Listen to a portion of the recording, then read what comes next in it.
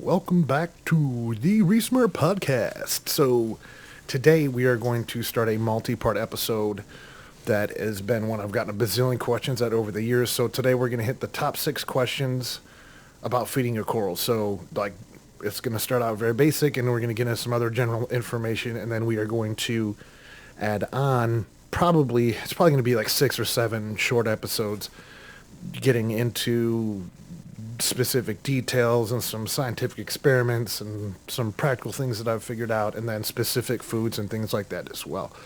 So to start out today, the basic questions are, do corals feed? Yes, they do. So the second question is, do all of the corals feed that are in the ocean? The answer is yes. Now that is a wide spectrum from 100% non-photosynthetic corals to, for example, like Acropora, where they're going to get 10 to 20%. I've heard an average of 12 to 15 is where most of them are going to be from particulate matter and feeding from things out of the water, and then the other 80 to 90% is going to be photosynthetic. So even the highest light requirement corals, where you think, man, all they need is light, pretty much all they need is light. They need a little extra stuff in there too.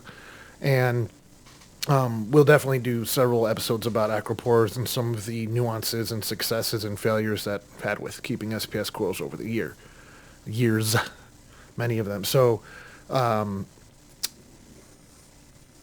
leads into another question that I kind of did these in order. What most people ask is, how often do we have to feed? I'd say anywhere from once a week to 3 times a day. Same thing with fish. I've got some fish that get fed once or twice a week. Corals the same way, and there's going to be certain factors that play into that, like the nutrient levels you have in your tank, how established your tank is, and there are other, what your mechanical filtration is, different things like that. Because one thing to keep in mind with the whole feeding and things like that, we want to maintain water quality, right? That's going to be our number one factor for, what's going to give us a great reef is maintaining proper water quality, right? Which includes consistency. We don't want just massive swings every time we feed. That's not ideal. Long term, that'll definitely do some severe problems. So, and then after that, we have this whole question is like, how often and then what? What do you feed them? Dude, plankton is the smallest that everything, all the organisms, it's the bottom of the food chain, right? So that's what Reefroids is. It's a proprietary blend of powdered plankton. You can also use live plankton. There's benefits from using a powdered versus a liquid, and a dead or passive versus an active / live plankton culture. So that'll probably be just a whole episode all by itself. And then you can take anywhere from like these small particulates like plankton, and then you can go all the way up to things like silver sides and krill and things like that, depending upon the size of the organism and what their normal diet is and what they're used to eating. So a wide range, and a lot of times using multiple ranges of food sizes is going to yield the best result. So the question that usually comes after that is going to be, when do I feed these corals? So with that, the kind of pretty canned response is, when the corals feed in the ocean, which is in the evening time, basically call it dusk to dawn, when it's dark out. That's when the majority of the feeding for a lot of corals occurs in the ocean. And in your tank, you can feed them any time of the day. If you start feeding them at night or during that dusk or dawn type setting that you may have, you'll be able to train them to feed just about any time. But nighttime's the sweet spot. So the question then is, how do I feed them?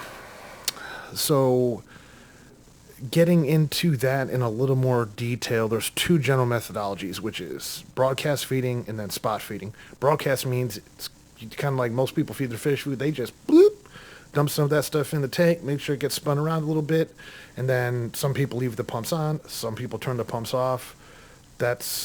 There's a lot that can go into that depending upon how your tank is set up, so it may be really easy or very difficult.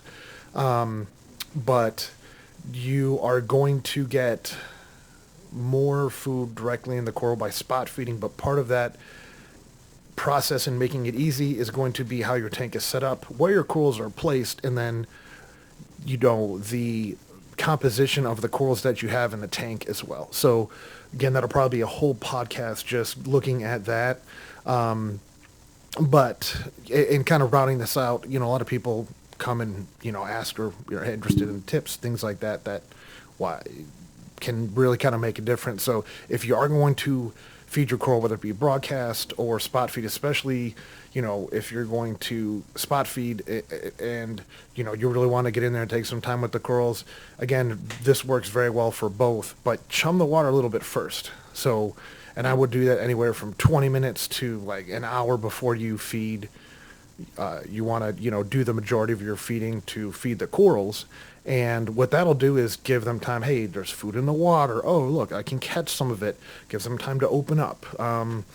And we'll have an episode specifically about this feeding methodology and this study that was done at a marine biologist laboratory setting, and they did feeding responses in corals. It was very interesting, but chum the water first a little bit and then do like your main feeding a little bit later, and you'll notice a nice result in the fact that like they're catching more food more quickly and different things like that. So I hope this gives you a little bit of insight into just the basics of coral feeding. Very soon we're going to have episode 2 and then probably 3, 4, 5, 6, 7 coming out here over the next couple weeks. So stay tuned. Thank you for tuning in. Hit that like and subscribe button. Sayonara.